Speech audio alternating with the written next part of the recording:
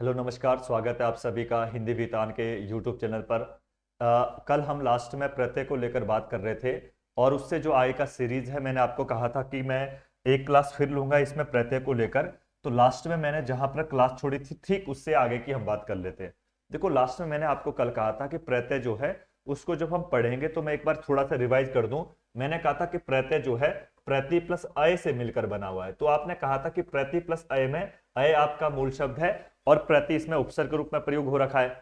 और प्रति का मतलब होता है साथ चलना और अय का मतलब है पीछे से, यानी कि ऐसे शब्दांश जो किसी मूल शब्द के पीछे से जुड़कर चलेंगे उन्हें प्रत्यय कहा जाएगा। मैंने ये बात कही थी। और साथ में मैं आपको कह रहा था कि अगर प्रत्यय के बारे में पूछेगा तो प्रत्यय क्या है, ये शब्द ना होकर बल्कि क्या होंगे, शब्दांश होंगे। ये बात आपने पढ़ी है। और शब्दांश का मतलब होता है कि ऐसे शब्द या शब्द का एक छोटा सा अंश जिसका खुद का स्वतंत्र अर्थ नहीं होता है, बल्कि जिन मूल शब्दों के साथ जुड़ेंगे उनके समान अर्थ देने का प्रयास करेगा, उसे क्या है, प्रत्यय कहा जाएगा। ये बात हमने करी थी। फिलहाल अब उसके बाद मैंने कहा था कि प्रत्यय में हम जब पढ़ेंगे तो 9 ऐसे प्रत्यय होंगे जिनको हम विशेष रूप से पढ़ रहे होंगे और जो आपके एग्जाम के लिए बहुत महत्वपूर्ण प्रत्यय है। उसके अलावा चीजें हमको नहीं पढ़नी, मैंने कहा था। आप पढ़ सकते हैं, मैं लास्ट में एक पीडीएफ लेके आऊंगा, उसमें सारे प्रत्यय जो मुख्य रूप से एग्जाम में पूछे जाते हैं उनकी हम बात कर लेंगे। लेकिन जो मुख्य रूप से 9 प्रत्यय जिनको हमने वृद्धिकरण का प्रत्यय कल कहा था वो महत्वपूर्ण है और उनमें से हमने 2-3 प्रत्यय कल देख लिए थे। जिसमें मैंने पहले कहा था, अगर आपको ध्यान होगा, मैंने कहा था अ प्रत्यय हमने कल पढ़ा था और अ के बाद हमने पढ़ा था य प्रत्यय और एक अय प्रत्यय, यानी कि 3 प्रत्यय की मैंने कल लास्ट में बात कर ली थी। और मैंने आपको यह भी कहा था कि इन तीनों प्रत्यय को जब पढ़ेंगे तो प्रारंभिक मतलब पहले स्वर में वृद्धिकरण करना पड़ेगा। एक बात। दूसरी बात मैंने आपको कही थी बच्चा, अगर आपको ध्यान होगा, मैंने कहा था कि जब ये वृद्धिकरण के प्रत्यय जुड़ते हैं तो एक हमने सामान्य नियम पढ़ा था। क्या सामान्य नियम था? कि कभी भी कोई भी प्रत्यय जुड़ने पर अंतिम स्वर का लोप करना पड़ेगा। तो पहला नियम क्या था? अंतिम स्वर का लोप, यानी कि कोई भी शब्द में जो अंतिम स्वर होगा उसका आपको क्या करना है, अंतिम स्वर का लोप करना है। लोप मतलब है उसको हटा देना, यही तो लोप का मतलब है। दूसरा नियम मैंने कहा था कि जब ये वृद्धिकरण के 9 प्रत्यय जुड़ेंगे जिसमें अ है, य है, अय है, ई है, बड़ा ई है, अय है, आयन है, ये इक है, इकी है, ये तमाम जो 9 प्रत्यय थे इनको जब जोड़ेंगे तो ये नियम तो फॉलो करना ही पड़ेगा। लेकिन साथ में एक दूसरा नियम मैंने कहा था कि आपको क्या है, प्रारंभिक स्वर। अब प्रारंभिक स्वर का मतलब क्या है? प्रारंभिक स्वर का मतलब है जो पहला स्वर होगा उस प्रारंभिक स्वर में क्या है, वृद्धिकरण करना पड़ेगा। वृद्धि मतलब उसको बढ़ा देना पड़ेगा। इसका मतलब वृद्धिकरण मतलब जो पहला स्वर अगर अ होगा तो अ का आ कर देंगे, अगर पहला स्वर ई है तो उसका आई कर देंगे, ऊ है तो ऊ का आउ करना चाहिए और री होगा तो री का अर करना चाहिए। ये हमने सारी बातें कही थी। फिलहाल इन सभी एग्जाम्पल को हमने देख लिया था। अब मैंने कहा था कि इनकी पहचान कैसे करेंगे। तो एक कंडीशन मैंने कही थी कि अ में एक कंडीशन आपको फिर ऐड करने पड़ेगी कि ऊ स्वर के बाद कभी भी अ प्रत्यय के रूप में जुड़ेगा तो इन दोनों को मिलाकर अ बनाएंगे। जैसे मनु प्लस अ मानव बना था, यदु प्लस अ यादव बना था, धनु प्लस अ दानव बना था, रघु प्लस अ राघव बना था। ये तमाम शब्द हमने कल करे थे, बहुत महत्वपूर्ण एग्जाम की दृष्टि में। और इसी में हमने वसुदेव को देखा था, वासुदेव बना था। इसी में हमने ऋषि के साथ क्या है, आर्ष बनेगा। पृथ्वी के साथ पार्थ बना था। ये तमाम शब्द हमने कल देखे थे। हम उससे आगे की बात कर लेते हैं। अब देखो, और एक बात मैंने यो प्रत्यय में कहा था कि यो प्रत्यय में एक महत्वपूर्ण पॉइंट आपको ध्यान रखना है कि कभी भी जब क्या है, यो से ठीक पहले आधा वर्ण होगा। इसका मतलब यो से पहले आधा वर्ण जैसे आपको दिखेगा वहां पर प्रत्यय पूछा जाएगा, सीधा आपको आंख बंद करके क्या यो प्रत्यय कर देना है। ये इसकी पहचान है। और एक मैंने कंडीशन यहां पर कही थी कि यो के बाद अगर ता प्रत्यय के रूप में जुड़ा है तो यो और ता दोनों एक साथ कभी भी प्रत्यय के रूप में प्रयोग नहीं करेंगे। जैसे मधुरता आपने कहा था, या तो मधुरता बनेगा या माधुर्य बनेगा, लेकिन माधुर्यता तब ये गलत हो जाएगा। सुंदर से सुंदरता या सौंदर्य बनेगा, सौंदर्यता होगा तब भी गलत हो जाएगा। तो ऐसे तमाम शब्द आपको ध्यान रखना चाहिए। फिलहाल अब हमने ये बातें सारी कर ली है। अब मैं उनसे आगे की बातें कर लेता हूं। आज जो हमको प्रत्यय पढ़ना है उसमें चौथा प्रत्यय का नाम है जो आपके सामने दिख रहा है, इक प्रत्यय। अब देखो, इक भी हमने पढ़ा था कल, 9 प्रत्यय में से एक इक हो जाएगा। अब इस इक को जब हम जोड़ेंगे तो इक को जोड़ते बार भी क्या है, प्रारंभिक स्वर में वृद्धि होना चाहिए। पहला नियम तो क्या है, पहला नियम वही है जो हमने पहले पढ़ा था कि पहले नियम में क्या क्या था कि अंतिम स्वर क्या होगा, उसका लोप करना पड़ेगा। यानी कि जो सबसे लास्ट में स्वर आपको दिखेगा उसका लोप करने का मतलब है उसे हटा देना पड़ेगा। लोप, लोप मतलब होता है उसको छिपा देना या उसको एंड कर देना, खत्म कर देना। और दूसरा नियम मैंने कहा था जो वृद्धिकरण के प्रत्यय में क्या होगा, प्रारंभिक स्वर में वृद्धिकरण, यानी कि पहला जो स्वर है उसको बढ़ाना पड़ेगा। अब यही नियम दोनों के दोनों यहां पर फॉलो करने पड़ेंगे। देखो, जैसे अगर मैं सपोज कहूं कि आपके पास प्रत्यय क्या है यहां पे, तो आप कहेंगे प्रत्यय के रूप में इक है। अब इक जब प्रत्यय तो प्रारंभिक स्वर क्या है, यहां पर देख लो पहला स्वर ये है, लास्ट स्वर जौ है। अब देखो इसमें भी क्या है, अ स्वर है, अगर मैं इसको ब्रेक करूंगा तो सौ हलन करके क्या यहां पे अ लगा हुआ है, और देखो बीच का तो आपको छेड़ना नहीं है, मां को रहने दो, यहां पर जौ हलन करके आपका अ बाहर निकल गया, तो अंतिम स्वर अ है, पहला स्वर भी अ है। अब आपने नियम पढ़ा था कि अंतिम स्वर का लोप करना है, यानी कि लास्ट स्वर को हटा दो और पहले स्वर को वृद्धिकरण कर लो, बढ़ा दो, तो अ का क्या होगा, वृद्धि करके आ होना चाहिए, कल बात मैंने कही थी, तो इसका मतलब आ हो जाएगा यहाँ पे। तो जैसे आप इसको जोड़ेंगे तो क्या हो जाएगा, सौ, सौ में आ मात्रा तो सा हो गया, बीच में मां पूरा है, रहने दीजिएगा, ओ आपने हटा दिया, इसके बाद क्या एक जुड़ेगा, तो जौ में ई आ जाएगा, छोटा ई, तो सामाजिक बना होगा। तभी तो हम कहते हैं समाज, समाज प्लस एक सामाजिक। अब समाज का मतलब सोसाइटी में, यानी कि हमारे आसपास कौन लोग रहते हैं, उनका वेशभूषा क्या है, उनका खान पान क्या है, उनका कल्चर क्या है, वो कैसे रीजन से आते हैं, वो सारी बातों को समाज कहा जाता है। जब ये समाज के लोग या सब लोग आपस में साथ में जुड़ेंगे तब इसको सामाजिक कह सकते हैं। यानी कि इसने क्या किया, एक उत्पादन किया है, आप कह सकते प्रोडक्ट के रूप में क्या है, सामाजिक निकल गया। तो यहां पर क्या एक प्रत्यय था, इसलिए समाज मूल शब्द है, यहां पर वृद्धिकरण हो रखा, औ का आ हो गया। ठीक उसी प्रकार से देखो जीव, जीव देखो इक है, इक का वृद्धिकरण आगे होगा ई, देखो या ओ जौ को हलन किया तो ये ई आपका कौन सा बड़ा ई हो गया, और वो को हलन किया तो यहां से बाहर ओ निकलेगा। अब आपने नियम पढ़ा था अंतिम स्वर का लोप करना पड़ेगा और पहले स्वर का वृद्धिकरण। अब पहला स्वर क्या ई, और मैंने कल लास्ट क्लास में कहा था जहां पे ई आई और ए होगा, ये वृद्धिकरण करके क्या होगा, इसका ई का आई हो जाएगा। अब इसका जब आई करेंगे तो इस आई को यहां पर जोड़ दो जौ में, तो जौ में आई जोड़ तो क्या होगा, जय, जय वो आधा है, वो के बाद आपका एक प्रत्यय के रूप में जुड़ा हुआ, तो ई छोटा ई क्या वो में जुड़ेगा तो जैविक हो जाएगा। अब जैविक बन गया, यानी कि जीव का मतलब क्या है, जीव मतलब जिसमें जीवन है, और जैविक मतलब जो उससे बना हुआ है। तो जैविक हम कहते हैं कि जैविक खाद है, जैविक पदार्थ है, यानी कि जो जीवों से मिलकर बना होगा। तो यहां से क्या इसने एक फिर नया शब्द बना दिया जैविक। तो हमने यही तो कहा था, देखो अगर आप समझने का प्रयास करेंगे, इस इक का खुद का कोई मतलब नहीं है। अब ये क्या स्वतंत्र नहीं है अर्थ इसका, इसका पर्टिकुलर कोई अपना अर्थ नहीं है, लेकिन जैसे समाज साथ जुड़ा तो इसके समान इसने कोई अर्थ दे दिया, यहां पर जीव के साथ जुड़ा तो जीव के समान अर्थ दे दिया, तो जैविक बना। वैसे देखो यहाँ पे समय, अब समय मतलब टाइम की बात हो रही है और एक प्रत्यय जुड़ा हुआ है, तो पहला स्वर क्या ओ का आ हो जाएगा, तो आप ओ को आ करेंगे तो क्या होगा सा, और मो में यो में आप ई की मात्रा जोड़ दे तो सामायिक बनेगा। जैसे समसामयिकी आप बोलते हैं ना, समसामयिकी मतलब समय के साथ जो आजकल की घटना चल रही है। देखो समय मतलब टाइम, और सामयिकी जैसे बनता है तो कहते हैं समय के साथ जो परिवर्तन हो रहे हैं, समय के साथ क्या है जो आपके पास नए नए परिवर्तन दिख रहे हैं उसको सामासिक कहा जाएगा ना। तो ये क्या बनेगा, इसको हम कह सकते हैं सामयिक हो जाएगा। ठीक है, नेक्स्ट देखो अगला एग्जाम्पल हम देख लेते हैं जरा, एग्जाम्पल क्या है इसके। ऐसे तमाम आपको शब्द सारे ध्यान रखने, एक बार जरा मैं आपके पास फिर बता देता हूं कि इसमें क्या प्रॉब्लम, थोड़ा सा ये बैक हो गया। अब देखो अगर हम अगली बात करेंगे, नेक्स्ट जो एग्जांपल है इसका, उस एग्जांपल को देख लेते क्या है, एक मिनट आप होल्ड करेंगे। हाँ अब देखो अगला देखो नीति। अब नीति देखो, अगर आप इस एग्जांपल को देखेंगे इसमें भी लगभग वही बात है। अगर आप ध्यान देंगे इस पे आपको क्या करना है, देखो नीति अगर देखेंगे तो नी देखो ई को आप क्या कर सकते आई बनाएंगे तो क्या बनेगा, नौ का ई का क्या नहीं हो जाएगा, तो में से ई हटा वापसी ई जुड़ गया तो नैतिक बन जाएगा, तो नीति से नैतिक बन गया। ठीक वैसे देखो भूगोल में ऊ लगाओ तो ऊ का आओ होना चाहिए, तो इसको क्या करेंगे भूगोल का भौगोलिक, भौ और लॉ में से ओ हटा और ई जुड़ गया तो भौगोलिक हो जाना चाहिए, तो भौगोलिक हो गया।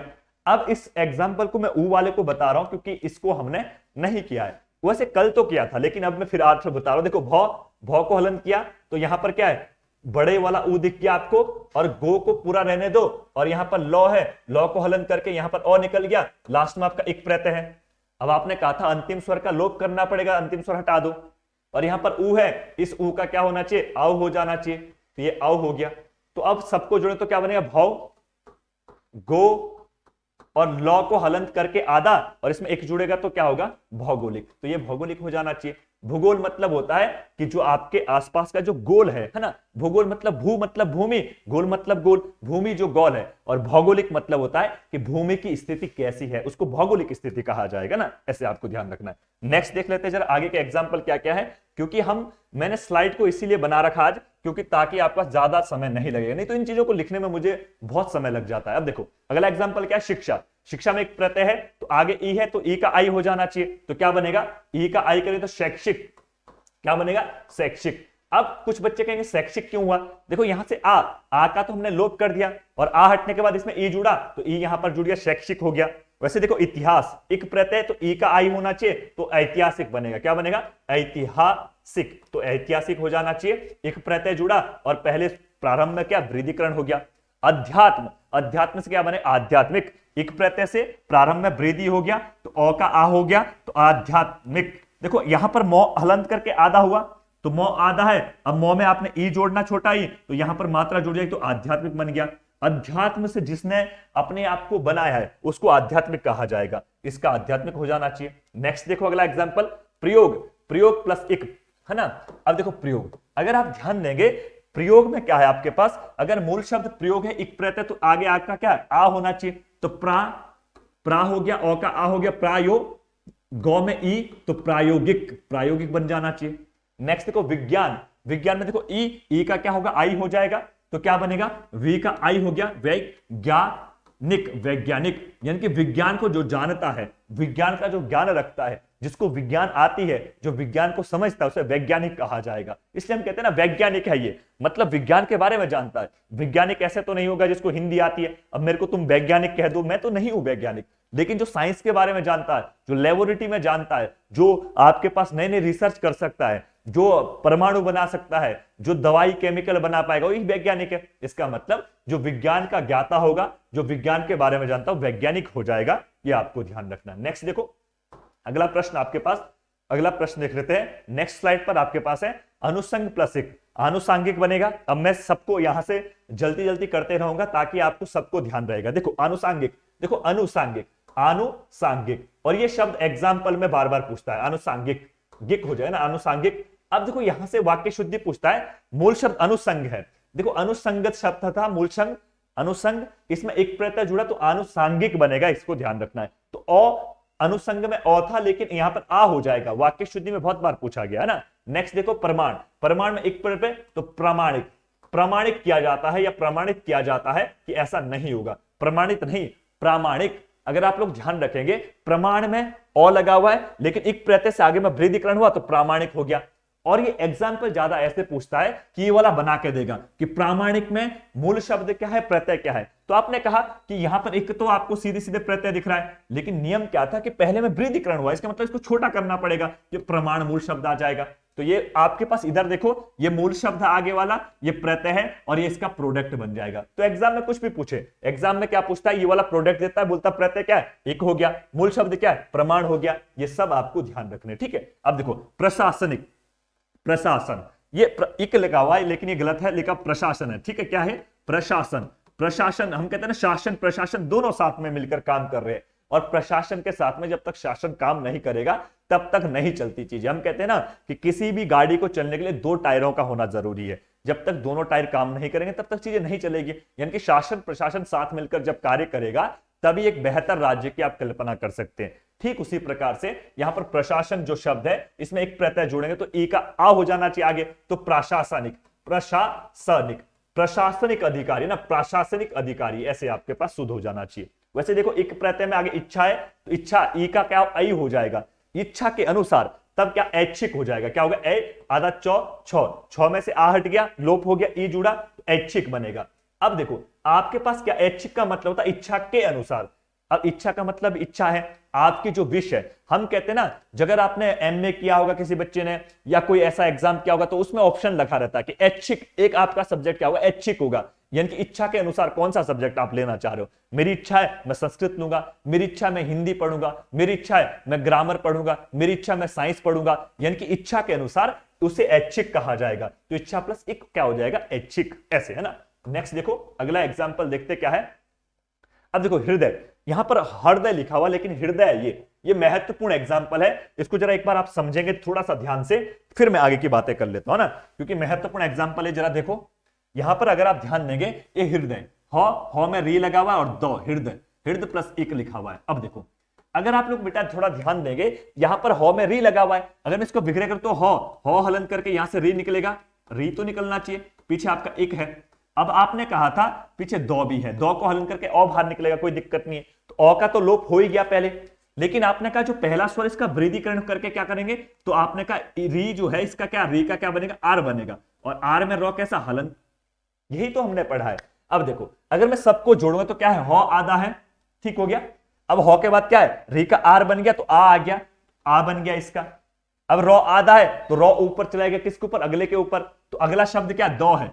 अब दो के बाद क्या, स्वर कौन सा है, ई स्वर है, तो ये ई हो गया, पीछे कौ है, तो जो रैफ वाला रॉ था ना वो इसके ऊपर चला गया, तो क्या बनेगा, हार्दिक। और ये शब्द महत्वपूर्ण एग्जाम्पल में, हार्दिक में मूल शब्द क्या, हृदय और इक प्रत्यय है। हृदय मतलब क्या है, हृदय, और हार्दिक मतलब होता है ऐसी इच्छा जो दिल से की गई है, आपकी यात्रा मंगल हो, मैं ये हार्दिक इच्छा करता हूं, यानी कि हृदय की गहराई से आपके मतलब, हार्दिक मतलब होता है जब आपका हृदय चाहता कि लोगों का ऐसा भला हो जाए, लोग ऐसे उन्नति कर जाए। और जब हम लोग क्या है दूसरे के प्रति अच्छा सोचेंगे, हम दूसरे के प्रति अच्छा भाव रखेंगे, तब व्यक्ति हमारे प्रति अच्छा भाव रखता है। ऐसे कैसे होता है, आप लोग समझो, अगर आपके किसी के प्रति नेगेटिव आपको मन में चल रहा है, आप सोचते हैं बड़ा बेईमान आदमी, चोर आदमी है, तो अगला भी सोचता तुम्हारे बारे में तुम भी चोर हो, है ना। आप किसी के बारे में अच्छा सोचोगे तो आगे वाला भी आपको अच्छा ही कहता है। अब देखो हम अपने माता पिता, अपने भाई, पेरेंट्स के बारे में सब अच्छी चीजें सोचते हैं तो हमारे बारे में अच्छा ही सोचता है। हम पड़ोसी के बारे में सोचते हैं उसकी टांग टूट जाए, है ना, उसका खोपड़ा फट जाए, तो वो भी सोचता है कि इसका भी फट जाए।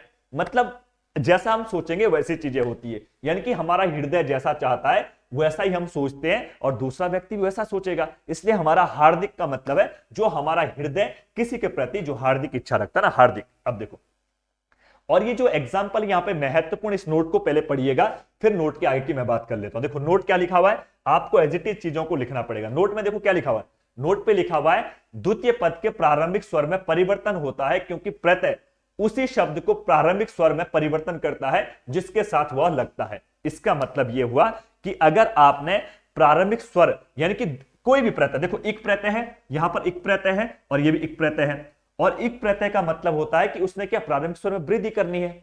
अगर आप इस नियम से जाएंगे तो नियम क्या था कि पहला जो स्वर उसमें वृद्धि करना, तो पहला क्या, जौ, जौ का जा होना चाहिए, तो ये क्या बनेगा, जान संख्यक। क्या बनेगा, जान स ख यौ को हलन करके तो जान संख्यक ये बनेगा। तो आप कहेंगे कि ये वाक्य शुद्धि तो गलत हो रही, जान संख्यक तो हमने पढ़ा नहीं।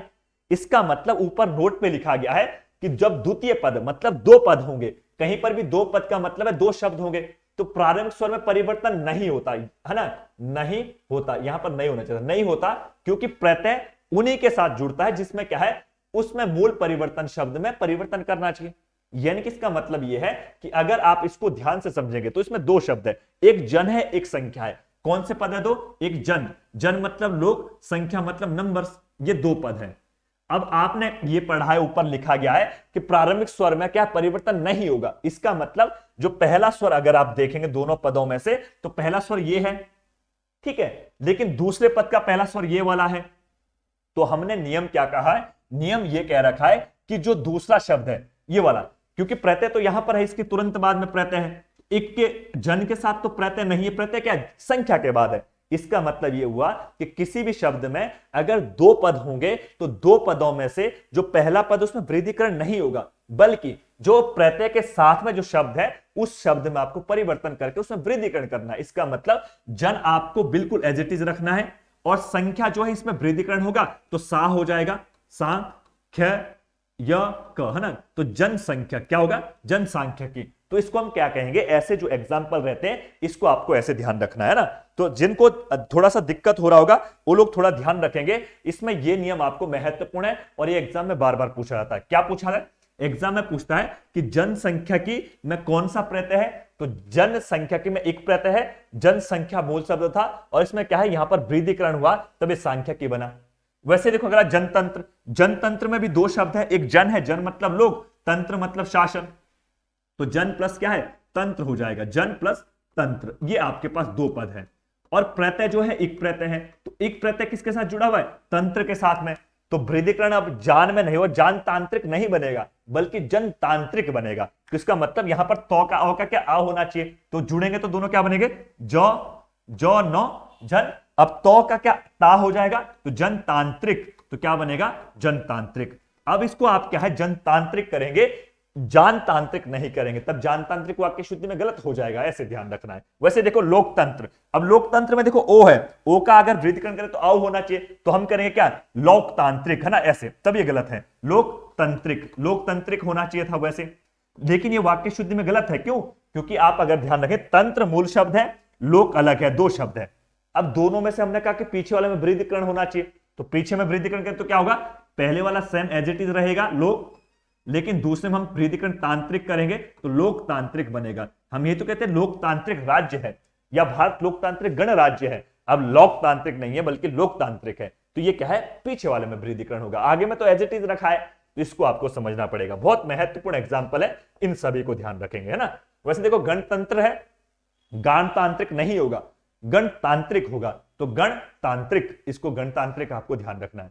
अब देखो एक प्रत्यय को लेकर कुछ अपवाद है। अब अपवाद का मतलब क्या होता है, यानी कि ऐसे शब्द या ऐसे एग्जाम्पल जो नियम के विरुद्ध जाते हैं। अब नियम क्या था, नियम था कि अंतिम जो आपका क्या होगा, अंतिम जो कोई भी आपका स्वर है उसका लोप करना पड़ेगा, और जो प्रारंभिक स्वर है उसमें वृद्धिकरण करना पड़ेगा, वृद्धि मतलब उसको बढ़ाना पड़ेगा।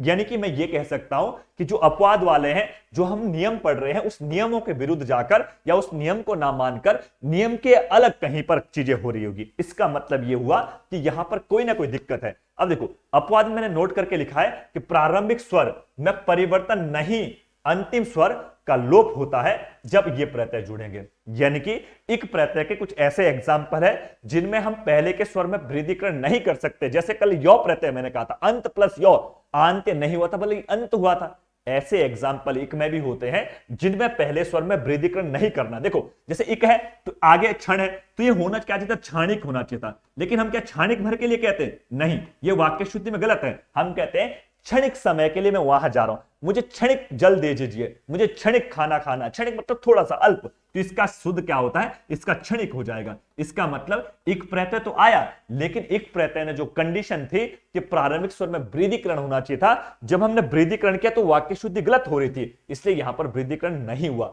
इसका मतलब आपने ये नियम पढ़ा कि नियम के विरुद्ध चला गया। वैसे देखो श्रृंगारिक, हम कहते हैं श्रृंगारिक, क्या कहते हैं, श्रृंगारिक, श्रृंगारिक कहते हैं, हम सांगारिक तो नहीं कहते हैं। इसका मतलब सांगारिक मतलब एक प्रत्यय से आगे वृद्धिकरण करना था, वृद्धिकरण करेंगे तो सांगारिक बनेगा, जो वाक्य शुद्धि गलत है। इसका मतलब शुद्ध क्या होता है, तो शुद्ध आप कहेंगे श्रृंगारिक होता है, क्या होता है, श्रृंगारिक हो जाएगा। तो आपने क्या कहा, पहले स्वर में हमने वृद्धिकरण नहीं किया, तो क्षणिक शुद्ध है और श्रृंगारिक शुद्ध होगा, सांगारिक गलत हो जाएगा ना, ये आपको ध्यान रखना है। नेक्स्ट देखो अगले एग्जाम्पल देख लेते हैं। नेक्स्ट एग्जाम्पल आपके पास है, ऐसे देखो क्रम, क्रम से क्या बनेगा, कार्मिक ना बनकर कर्मिक बनेगा, है ना, कर्मिक अनशन हो रहा है। कर्मिक मतलब एक के बाद एक, एक के बाद एक कर्म जो होता है उसको कर्मिक कहा जाएगा। वर्ण, वर्ण मतलब वर्ण से वार्णिक नहीं बल्कि वर्णिक, वर्णिक छंद की पहचान कीजिए, जहां पर वर्ण हो छंद के रूप, है ना, वर्णिक हो जाएगा, तो ये वर्ण होना चाहिए। नेक्स्ट देखो यहां पे देखो धनिक, धन मतलब पैसा, मनी, है ना, और सब जगह यही चल रहा है, जिस पास धन नहीं है उसके पास कुछ नहीं है, तो धन से क्या बनेगा, धनिक। अब इसको धानिक नहीं करेंगे, अगर आप एक प्रत्यय का नियम लगाएंगे तो यहां पे आ होना चाहिए, तो धानिक बनता, लेकिन ये धानिक ना होकर धनिक शुद्ध हो जाएगा, तो यहां पर धनिक हो जाएगा।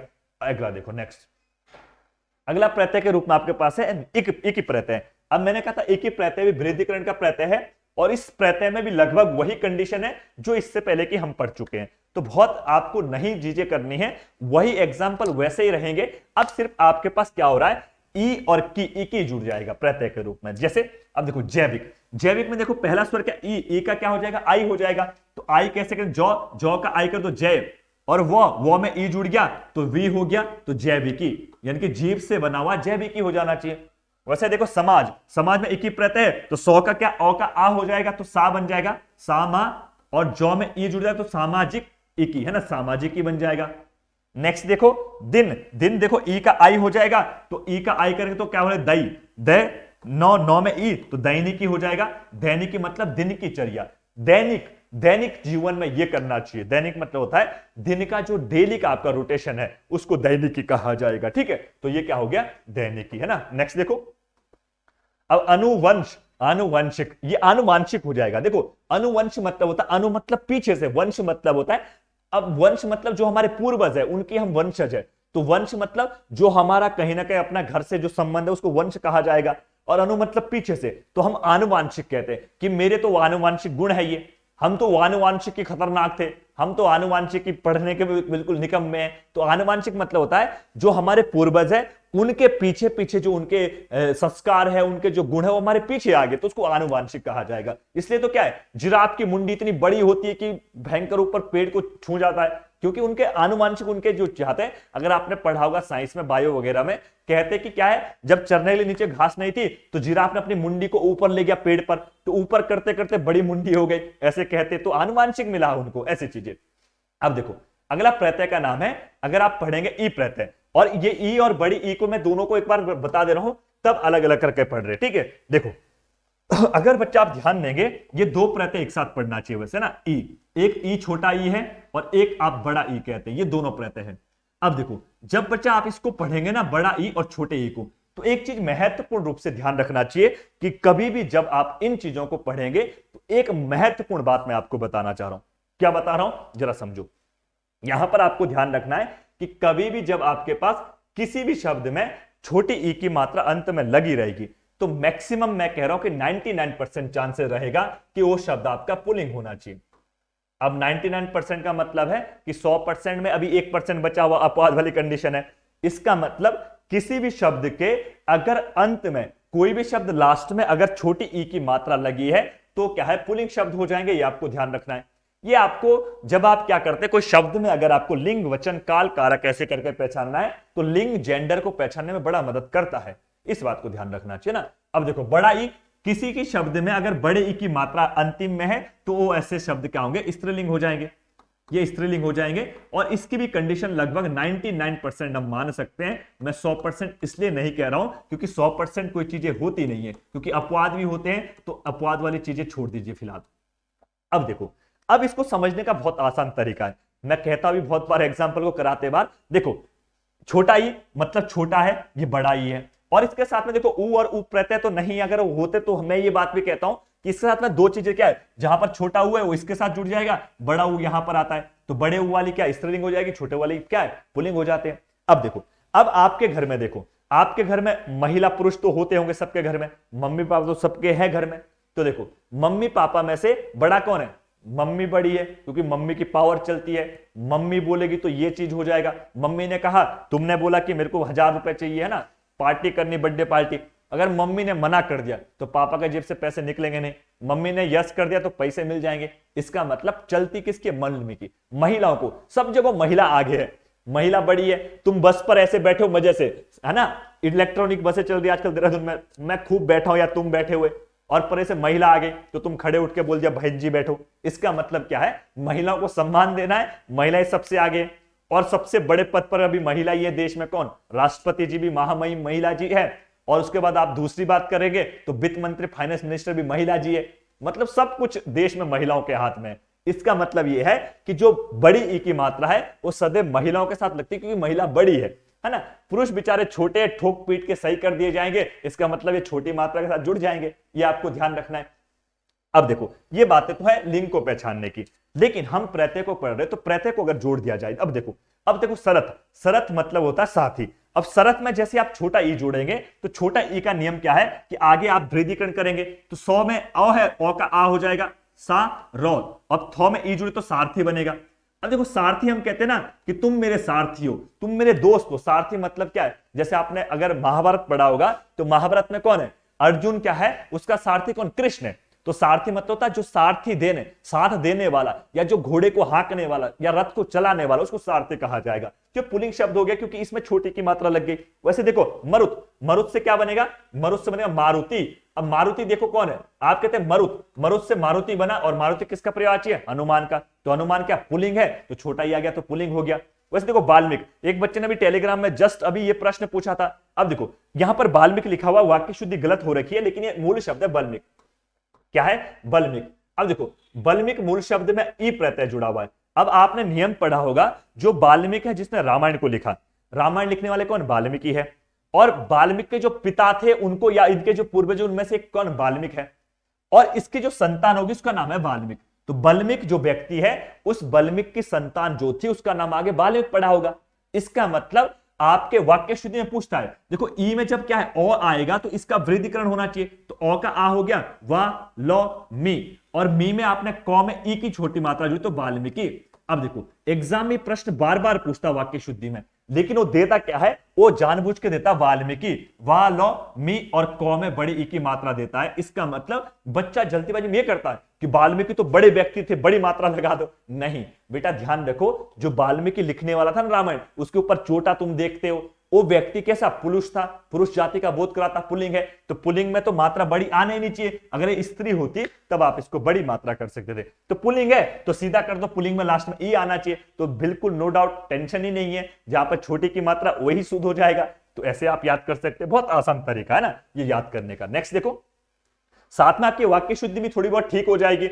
जिसके हाथ तंग है और जिसके तो बिल्कुल ही तंग है, उसका तो भाई साहब मैं कुछ नहीं कर सकता हूं, लेकिन प्रयास हम ये कर सकते हैं कि प्रत्यय को, उपसर्ग को, संधि को, समास को, किसी भी चीज को पढ़ते समय में अपना साथ साथ में शब्द शुद्धि को सही करते चले जाएंगे। इसलिए शब्द शुद्धि को मैं अलग से नहीं पढ़ाता हूं। मैं ये बात कहता भी, ऑफलाइन के हो चाहे ऑनलाइन क्लासेस हो, मैं ये बात कहता हूं कि जब आप एक बार पूरा सिलेबस पढ़ दिए, अब बच्चे इतने खतरनाक होते हैं, उसने वर्णमाला पढ़ ली, वहां पे भी वर्ण ना रखे, है ना, उसने सब कुछ पढ़ लिया, और सब कुछ को पढ़ने के बाद भी उस बच्चे के पास क्या होता है, उसको बेचारे को यही नहीं पता कि क्या होना चाहिए। तो अगर ऐसी कंडीशन जब हम देखते हैं, तो ऐसे कंडीशन में हम क्या करते हैं, जब आपके पास ऐसी बातें रहेगी, तो आपको एक बात ध्यान रखना चाहिए कि आप जब सब कुछ चीजें पढ़ रहे हैं, आपने सब पढ़ लिया, आपने संधि पढ़ लिया, समास पढ़ लिया, उपसर्ग पढ़ लिया, प्रत्यय पढ़ लिया, और आपने वाक्य शुद्धि, संज्ञा, सर्वनाम, विशेषण, क्रिया सब पढ़ लिया, उसके बाद करें कि गुरुजी बताओ कि शब्द शुद्धि कैसे पढ़ेंगे, वाक्य शुद्धि। भाई साहब उन्हीं को मिलाकर तो बने थे शब्द। अब जब पूरा डिटेल पढ़ लिया, बाद में पूछ रहे, मतलब मजे वाली बात है ना। तो आपके पास शब्द शुद्धि और वाक्य शुद्धि अलग से नहीं पढ़ना चाहिए मेरे हिसाब से, लेकिन कुछ नियम होते हैं, उनको हम बाद में पढ़ लेते हैं। देखो यहां पे देखो ई को आपने क्या, ऊ आगे, अब ऊ का आव होना चाहिए, तो इसका क्या बनेगा, ऊ का जब आव करे तो सौ बन जाएगा, सौ, मी और त्रो में से आ हट जाएगा, आ के बाद ई जो है तो सौमित्री बनेगा, क्या बनेगा, सौमित्री। अब देखो सौमित्री, अरे सुमित्रा कौन है, लक्ष्मण की माता है, और सौमित्री मतलब है लक्ष्मण का नाम है, तो ये सौमित्री किसको कहते हैं, लक्ष्मण को कहते हैं, और सुमित्रा कौन है, उसकी माता हो गई, सुमित्रा के संतान को सौमित्र कहा जाएगा, तो ये आपका लक्ष्मण है, तो लक्ष्मण तो पुरुष है, तो ये सौमित्री छोटे ई की मात्रा आ गई। नेक्स्ट देखो अगले ही बात कर लेते हैं, अगला एग्जांपल देख लेते जरा क्या है। अगला देखो बड़ा ई वाला, फिर वही बात है, मैंने कहा कि बड़ा ई का एग्जांपल जब आएगा तो इसको हम क्या है, स्त्रीलिंग की बात कर रहे हैं, और मैं वही एग्जांपल से तुमको समझाना चाहता हूं कि अगर क्या है, आने वाले समय में कोई भी फंक्शन आने वाला घर में, है ना, और तुम्हारे मन में चल रहा क्या, अब इस समय में कोई ड्रेस बनवानी है या तुमको क्या पार्टी शार्टी करनी है कुछ, तो घर में क्या है, माता की चलेगी, क्योंकि माता तो बड़ी है ना। कहते कि काली माता के साथ साथ सरस्वती का भी है, लक्ष्मी का, सबका रूप वही है। अगर उसकी नहीं सुनेंगे, पापा की तो लगी क्लास, तुम्हारी भी लग जाएगी। इसका मतलब बड़े ई जहां पर लास्ट में आएगा वो सारे के सारे स्त्रीलिंग शब्द होना चाहिए। ये तो क्या है, लिंग जेंडर को पहचानने का एक छोटा सा तरीका है। हम लिंग को भी साथ साथ लेके चल रहे हैं, तो कौन सा माड़ा काम है, कुछ नहीं है, साथ में आपको पढ़ना चाहिए। अब देखो यहां पे देखो जनक, जनक आप शब्द देखेंगे, जनक है पुल्लिंग शब्द। जनक वही व्यक्ति है जिसने क्या किया था, सीता का जो पिता है। अब सीता के पिता को लेकर बहुत सी अफवाहें हैं, कोई कहते हैं रावण की पुत्री थी कि उसने क्या है, ऋषि मुनियों का ब्लड काट कर एक घड़े पर रख दिया, तब क्या जनक ने हल चलाया, फिर सीता निकली। अब अलग अलग दंत कथाएं, उस पर हमको विश्वास करना या नहीं करना वो अपने ऊपर बात है। लेकिन जनक क्या है, जनकपुरी के एक राजा है, जो पुरुष थे वो है। अब देखो इसमें ई प्रत्यय जुड़ेंगे, तो ई से क्या आगे वृद्धिकरण होगा, तो जो अ का क्या आ हो जाएगा, तो जा, नौ और कौ में बड़ा ई, तो जानकी बन जाएगा। इसीलिए हम कहते हैं कि जानकी, जानकी मतलब सीता माता, यानी कि जनक जो व्यक्ति था या जनक जो राजा है, उस राजा की संतान जो थी उसको क्या जानकी कहा जाएगा। यानी कि कहने का मतलब है जनक पुल्लिंग शब्द है, और जनक में जैसे बड़ा ई जोड़ा तो क्या बन गया, जानकी। अब जानकी क्या है, बड़े ई की मात्रा आ गई तो स्त्रीलिंग हो गई, बड़ी ई की मात्रा है तो जानकी कहा जाएगा। यानी कि जनक की जो संतान है उसका नाम जानकी है। मैंने कहा जो ये 9 प्रत्यय होते हैं संतानवाचक होते हैं, तो संतानवाचक मतलब जनक की संतान हो गई। अगला देखो द्रुपद, ये द्रुपद लिखा हुआ है। अब द्रुपद में देखो ऊ है तो ऊ का आव होना चाहिए, तो ऊ का आव करे तो द्रौ, द्रौ प और दो में बड़ा ही, तो द्रौपदी हो गया। अब द्रुपद एक क्या है, एक जनक राजा है, जैसे द्रुपद कह लो या द्रुपद एक क्षेत्र है, यानी कि द्रुपद का जो राजा है उसकी पुत्री क्या, द्रौपदी है, और ये वही द्रौपदी है जिसने महाभारत का क्या है, महाभारत का युद्ध कराया। और अगर आप ध्यान देंगे, मैं जो बात कहना चाह रहा हूं, आप कलयुग में करो, आप त्रेता में पढ़ो, आप द्वापर को पढ़ो, ये महिलाओं के कारण बड़े युद्ध हुए भाई, है ना। अब थोड़े 2-4 बच्चे ऐसे होते हमारे क्लास में, बार बार में लिखते कि वो फलाना हो गए, उसने ऐसे कर दिया। बेटा अब थर्ड वर्ल्ड वॉर भी होगा ना तो महिलाओं के चक्कर में मत करा देना है ना, इसलिए ध्यान रखेंगे। जब भी आप देखो यहां पर देखो सीता माता का कारण क्या है, रावण भगा के ले जाएगा, राम ने बोला भाई साहब अब जब सीता के ऊपर बात आ गई अब नहीं छोड़ेंगे। इसका मतलब यह हुआ कि अगर आप ध्यान देंगे तो ये वाला युद्ध भी क्या है, रामायण पूरा महिला पर है। फिर आपका क्या है, ये त्रेता की बात कर लो, फिर कृष्ण भगवान की चाहे मुंह बोली बहन कह लो, कुछ भी बोल लो, जब इसका क्या है साड़ी का पल्लू का चीरहरण होगा उसके बाद भी फिर युद्ध हो जाएगा, है ना। पहले उसने महाभारत में पांडवों ने छोड़ दिया कि उनका राजपाट ले गया, उनको वनवास दे दिया, मान गए बात, लेकिन जब महिला के सम्मान पर बात आई तब ये बातें हो गई। मतलब भारत का जो समाज है वो कहीं ना कहीं महिला के सम्मान पर बहुत इफेक्ट डालने वाला है, क्योंकि महिलाओं का सम्मान भारत के लोगों के लिए या हमारे लिए सबसे सर्वोत्तम है, इसलिए महिलाओं का सम्मान करना चाहिए, क्योंकि नहीं तो बड़े बड़े युद्ध भी हो जाते कभी कभी। अब देखो, और उसके बाद अगर आपने बाद में देखा होगा, चाहे आपने क्या राजा रतन सिंह को देखो, है ना, चाहे आप पद्मावत मूवी देखा होगा, पद्मावत में क्या है, जब अलाउद्दीन खिलजी पद्मावती की क्या करेगा, अवहेलना करेगा, उसको क्या है प्रताड़ना करेगा, तो उसके बाद फिर युद्ध हो जाएंगे। मतलब अगर आप देखोगे हिंदी साहित्य में तो जितने युद्ध हो रखे सब महिलाओं पर हो रखे, मतलब महिलाओं का सम्मान का बड़ा सम्मान है भारत में ना, और हमारे जो धर्म है उसमें तो बहुत इज्जत दी जाती है ना। अब देखो अगला शब्द अगर आप देखेंगे, नेक्स्ट शब्द द्रौपदी के बाद द्रौपद है, अगला देखो पांचाल। अब पांचाल में अगर आप ध्यान देंगे तो पांचाल में ई है तो पांचाली बन जाएगा पंचाल। पंचाल एक जगह का नाम है, पंचाल जो राजा है उस क्षेत्र की रानी जो होगी पांचाली हो जाएगी, तो पांचाली भी क्या है द्रौपदी को कहा जाता है। मगध, मगध की जो रानी है मागधी हो जाएगा। अब देखो मगध में ई प्रत्यय जुड़े तो मागधी, ई से क्या हुआ यहाँ पे आ हो जाएगा तो मागधी हो जाना चाहिए। गर्ग, गर्ग की जो संतान है गार्गी, तो गर्ग देखो यहां पर गर्ग, गर्ग में अगर ई जुड़े तो गौ से आ हो जाएगा गा और री, तो गार्गी हो जाना चाहिए, तो ये गार्गी हो जाएगा, गार्ग की संतान है। अब ये वाला शब्द अगर ध्यान देंगे ये भागीरथी लिखा हुआ, लेकिन इसको मैं थोड़ा करेक्शन कर दूं, ये भागीरथ नहीं बल्कि भगीरथ है, ये वाला, ये क्या है भगीरथ, भगीरथ, ये वाक्य शुद्धि में पूछता है इसलिए इसको जरा ध्यान देंगे। अब देखो भागीरथ और भगीरथ दोनों में डिफरेंस है। अब एक बात देखो, जब हम भगीरथ की बात करेंगे तो ये वो व्यक्ति है भगीरथ जिसने क्या किया था, गंगा माता को पृथ्वी में लाने का प्रयास किया था। ये वही व्यक्ति है जब आप कहते कि जो ऐसा क्षेत्र था जहां पर पानी की बड़ी समस्या है, तो कहा कि अब कैसे, ये राजा है भागीरथ कहां का, उस जगह का है, तो कहा कि गंगा को अब कहां है हिमालय से पृथ्वी पर लाना पड़ेगा, अब कैसे लाया जाए, तो भगवान शिव को प्रसन्न करके उनकी जटाओं से क्या गंगा निकलेगी, फिर क्या पृथ्वी में आएगी। तो भगीरथ ऐसा राजा है जिसने गंगा को कहां पर पृथ्वी पर लाई, इसलिए हम कहते हैं भागीरथी। ये भागीरथी क्यों बने, देखो ई से क्या आगे वृद्धिकरण हुआ तो क्या बना भागीरथी। अब भागीरथी हम कहेंगे तो क्या है बड़े ई की मात्रा है, तो इसका मतलब स्त्रीलिंग हो जाएगा, इसी का नाम तो बाद में गंगा पड़ा। भले ही आप देव प्रयाग के बाद इसको गंगा कह रहे होंगे, लेकिन मूल उद्गम तो भागीरथी का ही गंगा है। इसका मतलब भगीरथी व्यक्ति जो राजा है, इसकी पुत्री कह लो या इसकी संतान कह लो, या ऐसा व्यक्ति जिसने गंगा को क्या है पृथ्वी पर लाया था, वो क्या है भगीरथ है, और उसकी संतान जो होगी भागीरथी हो जाएगी। तो वाक्य शुद्धि में दोनों चीजें ध्यान रखना है, भगीरथी अकेले लिखेंगे तो आ की मात्रा नहीं आएगी, यहां पर आ की मात्रा है, यही एरर है। और वाक्य शुद्धि करते हुए जो टाइपिंग वाला व्यक्ति होगा ना, उसने भगीरथ लिखा होगा, स्पेस देते ही गूगल ने ट्रांसलेट कर दिया भागीरथी, क्योंकि गूगल को थोड़ी ना पता ये आ की मात्रा गलत है, वो तो मुझे पता आपको पता है। तो ये क्या है भा नहीं कल की भौ है, भगीरथ राजा का नाम है, इसकी संतान क्या है भागीरथी है जो गंगा है, तो ये भागीरथी हो जाएगा। वाक्य शुद्धि में जब ई प्रत्यय लगेगा तो आ बन जाएगा, ई प्रत्यय हटा देंगे तब वापसी ओ बनेगा, इस बात को ध्यान रखना चाहिए। नेक्स्ट देखो पर्वत। अब कहते हैं आप लोग पार्वती, पार्वती मतलब कौन है, आप गिरिजा कहते हैं, आप गिरी कहते हैं, या गिरिजा गिरिता या पर्वती पार्वती, ये शब्द क्या है, ये पर्यायवाची है किसके पार्वती के, यानी कि जो आपके शिव भगवान की पुत्री पत्नी है उसका नाम क्या था पार्वती। पर्वत मतलब है गिरी, गिरी मतलब पर्वत।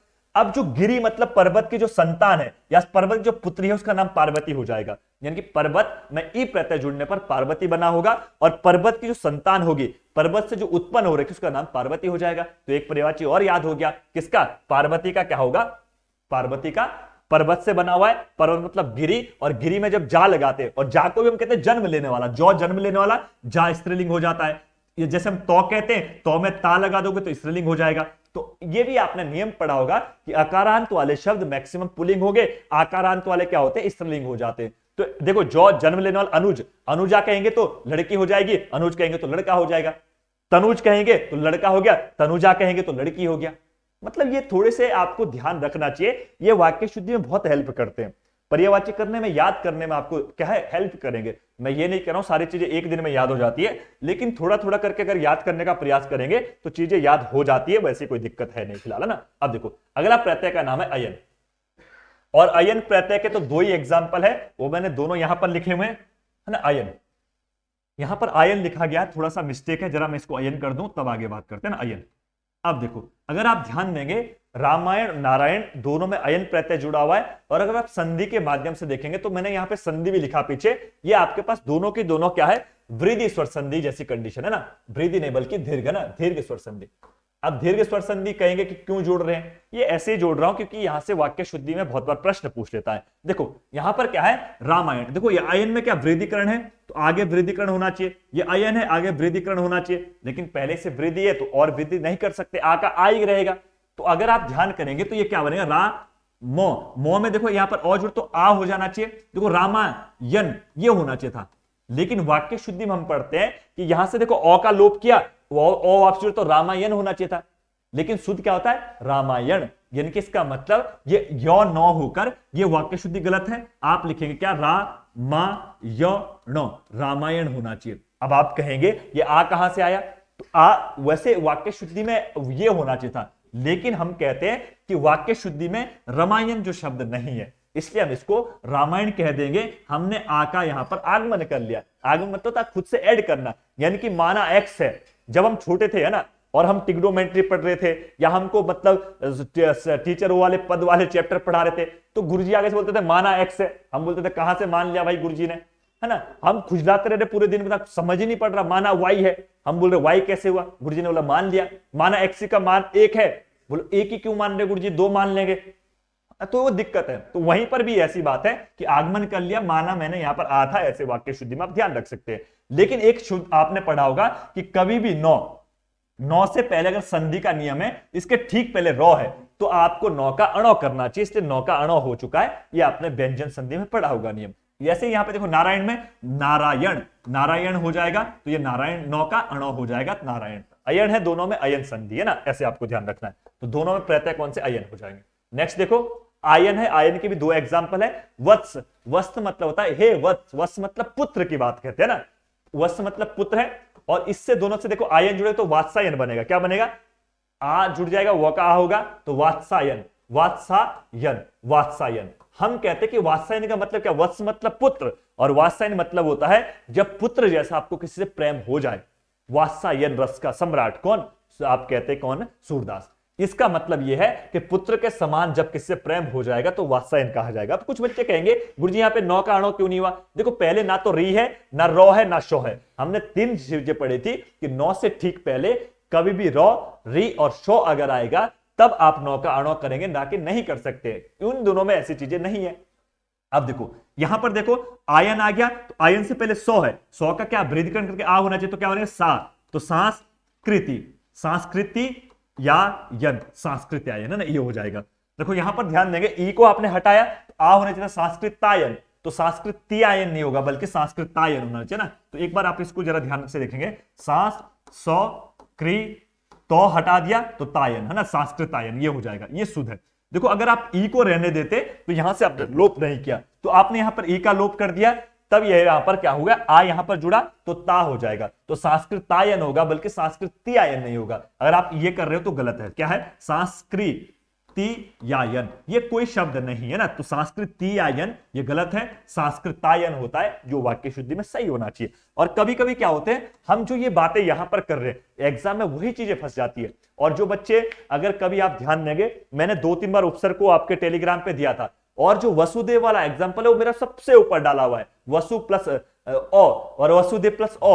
और जिस बच्चे ने पढ़ाने, और कुछ बच्चे ऑफलाइन के बच्चे उसको गलत करके आए थे, फिर कर रहे परसों मैसेज गुरुजी सबसे ऊपर का एग्जाम्पल ही गलत करके आए। तो बच्चों का क्या होता, पीछे की चीजें भागते कि लास्ट में क्या लिखाया या नीचे क्या एग्जाम्पल है। बेटा सबसे पहला एग्जाम्पल तुम छोड़ देते हो। तो कभी कभी क्या होता है, जो एग्जाम्पल हम कर रहे हैं, मैं ये बिल्कुल नहीं कह रहा हूं कि जो एग्जाम्पल हम कर रहे हैं इनफ है, नहीं, आपके पास और किताबें होंगी, आपके पास और चीजें संसाधन होंगे, गूगल बाबा है, ट्रांसलेट वाले, ये सब चीजें आप देख सकते हो, जहां से आपके पास संसाधन मिले आप प्रैक्टिस करते रहे, मॉक करते रहे। लेकिन मैं अगर यहां पर करने लगूं तो एक ही एग्जांपल को लेकर 50 एग्जांपल 100 हो जाएंगे, 150 कराना तो पॉसिबल है नहीं, और आपका सिलेबस भी थोड़ा सा भागना चाहिए आगे। तो इसलिए मैं किसी को जितने सिलेबस एग्जाम्पल हो सकते हैं मैं मैक्सिमम लेने का प्रयास करता हूं, लेकिन फिर भी कुछ एग्जाम्पल छूट जाते हैं। लेकिन अधिकतर एग्जाम्पल ऐसे होते हैं जो एग्जाम में आए होते हैं या आने की संभावना रहती है, मेरा ऐसा प्रयास रहता है। अब देखो, अब अगर इस हेडिंग को आप पढ़ेंगे, यहां पर नोट लिख देता हूं मैं आगे, नोट बनाकर ना, नोट बनाकर लिख देते हैं आगे। नोट पे अगर ध्यान देंगे, यहां पर लिखा हुआ है दो जगह परिवर्तन होने वाले शब्द, यानी कि जब हम प्रत्यय को पढ़ेंगे, पहले हम एक ही बात पढ़ रहे थे कि एक शब्द में वृद्धिकरण हुआ, जैसे मैंने कहा था जनसंख्या या जनतंत्र, मैंने कहा था, क्या कहा था, जनतंत्र, उसमें एक प्रत्यय जुड़ा था। तो मैंने कहा था अभी आपको क्या है, दो शब्द है, लेकिन आप पहले वाले में वृद्धिकरण करके क्या करेंगे, अगर आप करेंगे पहले में तो क्या बनेगा, जानतांत्रिक या जानतंत्रिक बनेगा, जो वाक्य शुद्धि गलत है। तो मैंने कहा था जो पहले का शब्द है उसमें वृद्धिकरण ना करके पीछे वाले में करना है, तो इसका मतलब क्या होना था, जनतांत्रिक बना था। लेकिन जो अभी जो एग्जाम्पल मैं करा रहा हूं, इसको ध्यान रखना है कि दो जगह पर परिवर्तन होगा, इसका मतलब पहले वाले में वृद्धिकरण होगा, दूसरे पद में वृद्धिकरण होगा, यानी कि वाक्य शुद्धि की दृष्टि में ये तीनों एग्जाम्पल बहुत महत्वपूर्ण है। अब कैसे महत्वपूर्ण उसको देख लेते हैं। देखो यहां पर अगर आप ध्यान देंगे, पर एक आपका शब्द अलग है और एक लॉक है, इन दोनों को अलग अलग कर दीजिएगा, दोनों में एक प्रत्यय जुड़ा, तो आपको ध्यान रखना है अब हमको पहले स्वर में भी वृद्धिकरण करना है, दूसरे में भी करना है। तो दूसरा पहला कैसे, देखो पर अलग हो गया, लोक अलग हो गया, दोनों एग्जाम्पल है। अब इसमें एक प्रत्यय जुड़ा हुआ, तो ये मान लीजिएगा कि एक प्रत्यय जब ऐसे शब्दों में जुड़ेंगे, इन दोनों पर वृद्धि करना पड़ेगा, यानी कि पहले औ को आ करो तो पार हो गया, लो ओ को औ कर दो तो औ हो गया लौक, और कौ में ई तो पारलौकिक। यहां पर देखो दो जगह वृद्धिकरण हुआ, कैसे हुआ, अगर आप पारलौकिक को करेंगे, अगर एक ही जगह वृद्धिकरण करेंगे तो क्या बनेगा, पारलौकिक, गलत वाक्य शुद्धि है, लौकिक नहीं बल्कि लौकिक होना चाहिए, दो मात्राएं। अगर मैं यहां पर वृद्धिकरण नहीं करूं तो क्या होगा, परलौकिक हो जाएगा, तब पर भी गलत हो जाएगा। यानी कि इसका मतलब यह है कि जो हमने इससे पहले एक नियम पढ़ा था कि पहले पद में नाप करके दूसरे पद में वृद्धिकरण होना चाहिए, ठीक उसी का उल्टा हो गया। क्या हो गया कि पहले पद में वृद्धि हो गया, दूसरे पद में वृद्धि हो गया, यानी कि दो जगह पर वृद्धिकरण आपको दिख रहा है। तो ये एग्जांपल सीमित रहते हैं, 4-5 एग्जांपल हम उनको कर ले रहे हैं, उसके बाद कुछ है नहीं। तो कुछ बच्चे कहते हैं गुरुजी अगर चौथा पांचवे के बाद और आ गया कुछ, बेटा जब इतने ही है तो इतने ही होंगे, है ना। हो सकता है एक आधा मेरे से कोई छूट गया होगा तो आप एग्जाम उसको पहचान लेंगे, लेकिन वैसा एग्जाम्पल मुश्किल है कि कोई छूट गया होगा ना। 2-4 होते हैं अपवाद वाले, तो अपवाद को तो हम कर ही लेते सारे ना। अब देखो अगला देखो, सर्वभौम है ना, सार्वभौमिक, ये सार्वभौमिक होना चाहिए था या सर्वभूति, सर्वभूमि है ना, ये गलत है, सर्वभूमि होना चाहिए, तो तभी तो सार्वभौमिक है ना, सर्वभूमि। हाँ अब देखो सर्वभूमि को अगर आप एक प्रत्यय जोड़ेंगे तो देखो अ का आ होना चाहिए, तो सा का आ हो गया, वर इसको रहने दो, भौ है, भौ का ऊ है, ऊ में औ हो जाना चाहिए, तो सार भौ, भौ हो गया, और मौ में क्या एक जुड़ा हुआ है, तो सार्वभौमिक। सार्वभौमिक का मतलब होता है, देखो यहां पर अगर आप बिगड़े करेंगे ना, सर मतलब सब की बात, भूमि मतलब पृथ्वी, और एक प्रत्यय जुड़ने से सार्वभौमिक बना। सार्वभौमिक मतलब होता है जब संपूर्ण पृथ्वी की बात की जाए, वसुधैव कुटुंबकम, यानी कि हम भारतीय लोग ऐसे हैं जो पूरे संसार को, पूरे पृथ्वी को अपना घर मानते हैं, ऐसी बात यहां पर कही गई। इसलिए हम कहते हैं कि सार्वभौमिक होना चाहिए व्यक्ति को। जब तक आप लिबरलाइजेशन नहीं करेंगे तब तक आप तरक्की नहीं कर पाएंगे। इसलिए लोग आजकल क्या करते हैं, अगर आप आजकल देखेंगे शिक्षा के क्रांति में दो बड़े बड़े चैनल है, उत्कर्ष को ले लो, पीडब्ल्यू को, दोनों ने कहा कि साथ मिलते हैं, यानी कि अगर लाइफ में आगे बढ़ना, सर्वाइव करने के लिए एक दूसरे की आपको जरूरत पड़ेगी। अगर आपको लग रहा कि मैं ही सर्वश्रेष्ठ हूं, मेरे अलावा कोई है ही नहीं, तो बेटा जीवन में चलना बहुत मुश्किल है। इसलिए मैं बार बार आपको कहता हूं कि जरूर नहीं कि आप एक जगह पर पढ़कर सिलेक्शन ले जाओगे। हाँ, आपको लगता कि जितने लोग अच्छा कर रहे हैं, चाहे यूट्यूब पे कर रहे हैं, चाहे ऑफलाइन पर कुछ लोग हैं, चाहे आपको किसी की बुक, एक बुक को पसंद नहीं है तो दूसरी बुक देख लीजिएगा, लेकिन बहुत ऐसे तमाम लोग हैं कि भरा पड़ा यूट्यूब है, टेक्नोलॉजी बहुत अच्छा आ रखा है, तो आप जहां जहां से आपको अच्छी चीजें मिलती है आपको ग्रहण करना चाहिए। इस बात में नहीं रहना चाहिए कि भाई गुरुजी ने तो बस कसम है कि इसी गुरुजी से पढ़ेंगे, तो कहीं पर आपको संसाधन जहां पर बेहतर मिलेंगे, आपको सार्वभौमिक होना पड़ेगा, सबके हित की बात करना चाहिए ना, ऐसा आपको ध्यान रखना चाहिए। अब देखो नेक्स्ट, सर्वलोक, सर्व मतलब सब, लोक मतलब व्यक्ति से बात है, जन की बात है, तो ये क्या बनेगा, एक प्रत्यय से 100 का आ हो जाएगा, तो सार्वलौकिक हो जाएगा। तो यहां पे भी दो परिवर्तन आपको दिखेंगे, देखो लौकिक, अब देखो यहां पर लो का क्या औ हो गया और यहां पे औ का आ हो गया, तो सार्वभौमिक हो जाना चाहिए, तो सार्वलौकिक, यानी कि सब लोगों की जो बात करेगा, सब लोगों के उत्थान की बात करेंगे, यानी कि सब लोग आगे बढ़े, सब लोग तरक्की करें। इसलिए हम क्या है, जब कभी हवन वगैरह करते तो लास्ट में क्या कहते हैं, सबका क्या भला हो, सब लोग दुनिया आगे फले फूले, है ना, ऐसे बोलते हैं। ऐसे कभी नहीं कहते, हम कहते हैं दुष्टों का नाश हो और ईमानदार आगे बढ़े, ऐसे कहा जाता है। यानी कि जो भारत की जो संस्कृति है, हम संस्कृति में हमको यही सिखाया जाता है कि कभी किसी के प्रति बुराई मत करो। अगर आप दूसरे के प्रति अच्छा करेंगे तो अगला बंदा आपके प्रति अच्छा करेगा। आप सोचेंगे फलाने की टांग टूट जाए तो सोचेगा तुम्हारा खोपड़ा फट जाए। इसका मतलब आप दूसरे के बारे में गलत सोचोगे तो आपके प्रति वही मिलेगा, यानी कि टेट फॉर टैट वाली बात हो जाती है। इसलिए अच्छा सोचो, है ना, सबके लिए। अब देखो अगला जो आपके पास नियम है, उस नियम में देखो, नियम में यहां पे लिखा गुण संधि नहीं, यहां पर थोड़ा एरर कर देंगे, सही कर देंगे, यण संधि होना चाहिए ना, गुण नहीं है बल्कि यण संधि है। नियम को मैं एक बार पढ़ लेता हूं, नियम पल्ले नहीं पड़ेगा मुझे पता है, लेकिन जब मैं बात करूंगा तो पल्ले पड़ जाना चाहिए। देखो यण संधि के ऐसे उदाहरण जिनमें पहला पद उपसर्ग हो, यानी कि यण संधि के एग्जाम्पल होना चाहिए पहली बात। और यण संधि का विग्रह करने के बाद जब उसमें विग्रह किया जाएगा तो आगे का शब्द क्या होना चाहिए, उपसर्ग होना चाहिए, ये जरूर है। पहली बात यण संधि होना चाहिए, यण संधि तोड़ने के बाद उपसर्ग होना जरूरी है, दो चीजें। और उसके बाद क्या कहा गया है, उसके समय, यानी कि जब विग्रह करेंगे तो उपसर्ग आने के बाद जो उसका प्रारंभिक स्वर है, प्रारंभिक स्वर मतलब पहला स्वर, उसके आधारित क्या है, प्रत्ययों से आपको जोड़ना पड़ेगा। जैसा पीछे प्रत्यय उसके आधार पर आपको डिसाइड करना है कि आगे उसमें वृद्धिकरण करना है या नहीं करना है, यह बात कही गई है। उपसर्ग के प्रारंभिक स्वर में परिवर्तन होता है, इसका मतलब आपको ध्यान रखना है जो आपने उपसर्ग अलग किया होगा उस उपसर्ग को सिर्फ आपको बढ़ाना है, उस उपसर्ग में वृद्धिकरण करना है।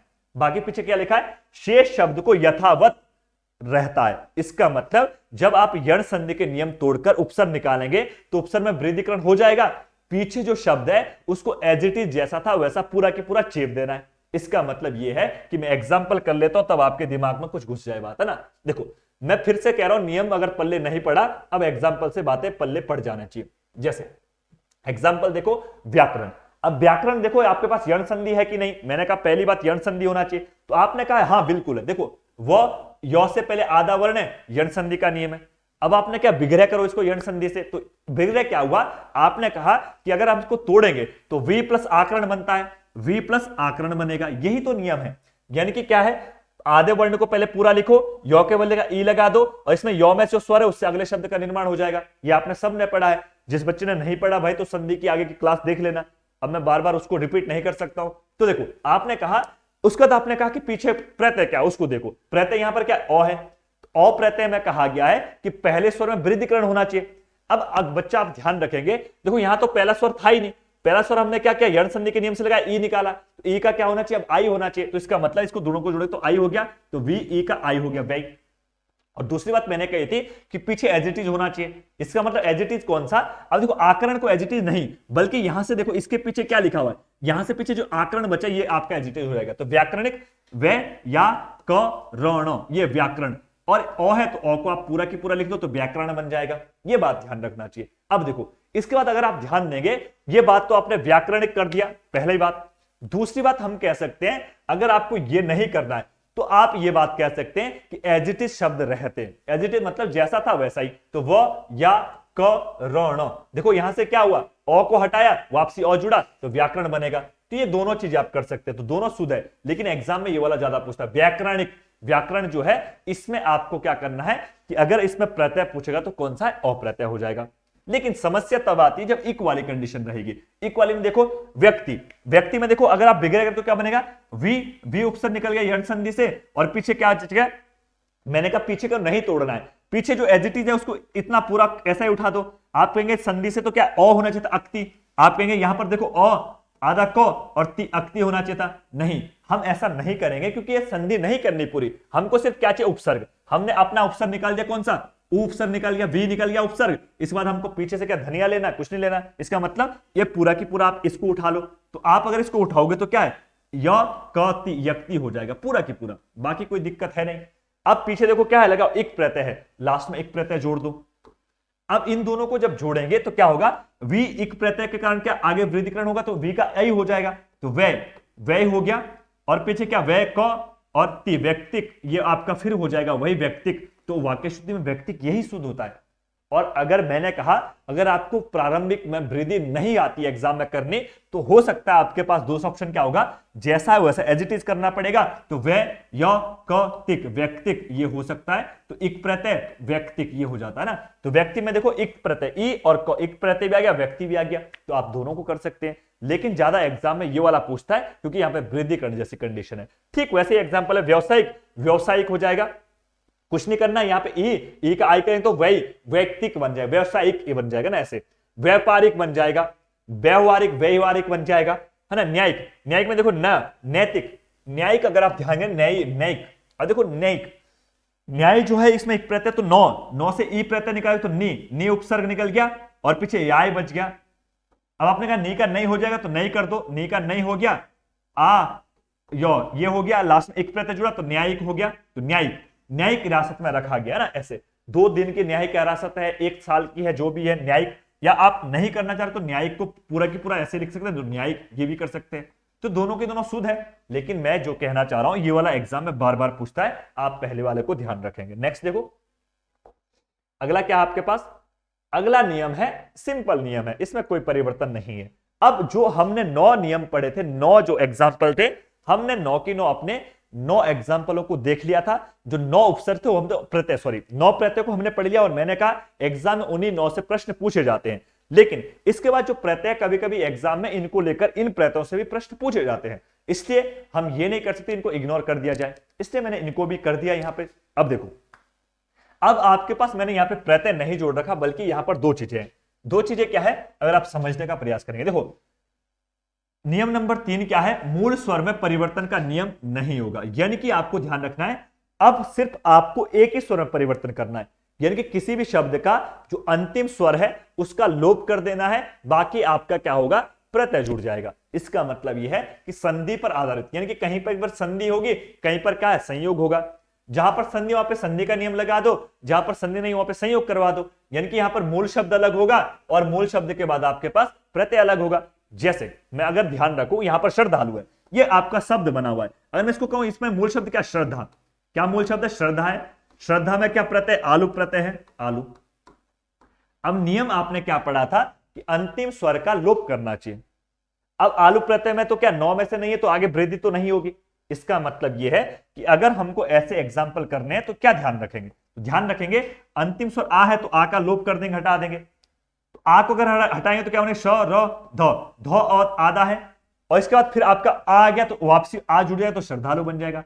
तो श्रद्धालु में कौन सा प्रत्यय है, श्रद्धा प्लस आलू, मूल शब्द श्रद्धा है, उसमें आलू को जोड़ दिया, लास्ट का प्रत्यय हटा दिया, लास्ट का स्वर हट गया, बाकी एडिटिव चीजें जुड़ गई। बस देखो कृपालु, कृपालु में क्या होगा, कृपा धन आलू हो जाएगा, कृपालु।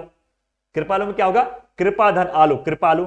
दयालु में दया धन आलू, दयालु हो जाएगा ना, ऐसे शब्द है। भौदीय, ये एग्जाम में पूछता है ना, भौदीय, भौदीय को यण संधि से करेंगे। जो महत्वपूर्ण है मैं उनका विग्रह कर दूंगा, जो महत्वपूर्ण नहीं है उनको मैं छोड़ के चल रहा हूं, कोई दिक्कत है नहीं, है ना। अब देखो भौदीय, भौदीय में ध्यान दें, भौत, भौत मूल शब्द है, भौत में आपका ये प्रत्यय है, क्या है, ये प्रत्यय। अब देखो ये प्रत्यय को देखो, भौत, भौतीय, और हम कहते हैं ना भौतीय, भौदीय मतलब होता है जो आपसे रिक्वेस्ट कर रहा है उसको भौदीय कहा जाएगा। तो मूल शब्द भवत है, और इसमें नियम अगर आप पढ़ेंगे कि आधे वर्ण के बाद सगोश वर्ण आने पर, यानी कि पहले के बाद सगोश जब आता है तो पहला खुद का क्या तीसरे में बदलेगा। तो तौ का क्या है, तौ थ दो, तीसरा वर्ण है, तो पहला तौ क्या दो में बदल गया, इसलिए दो बना, दो में ई की मात्रा तो भौदीय बना होगा। प्यास, पी धन आस हो जाएगा, पी धन आस, यहां पर मूल शब्द पी है, पी धन आस हो जाएगा, है ना, प्यास हो जाएगा, पी धन आस, पी धन आस, पी मतलब पानी के संबंध में, तो पी धन आस हो जाना चाहिए। वैसे देखो अधि, अधि उपसर्ग है, अधि धन ईन हो जाएगा, तो अधि धन ईन हो जाना चाहिए, अधि धन ईन हो गया। नेक्स्ट देखो क्या है, प्रतीक, प्रतिधन इक हो गया, प्रतिधन इक हो गया, एक प्रत्यय के रूप में है, ऐसे। अब देखो अगला जो एग्जांपल है इसको ध्यान रखो जरा, ये महत्वपूर्ण है, मैं इसके 1-2 कर दे रहा हूं, बाकी आपको ध्यान रखना चाहिए। देखो जैसे एग्जांपल लिखा गया है, एक बार जरा इसको अगर आप देखेंगे तो ये नियम को पढ़ लीजिए ना, नियम महत्वपूर्ण है।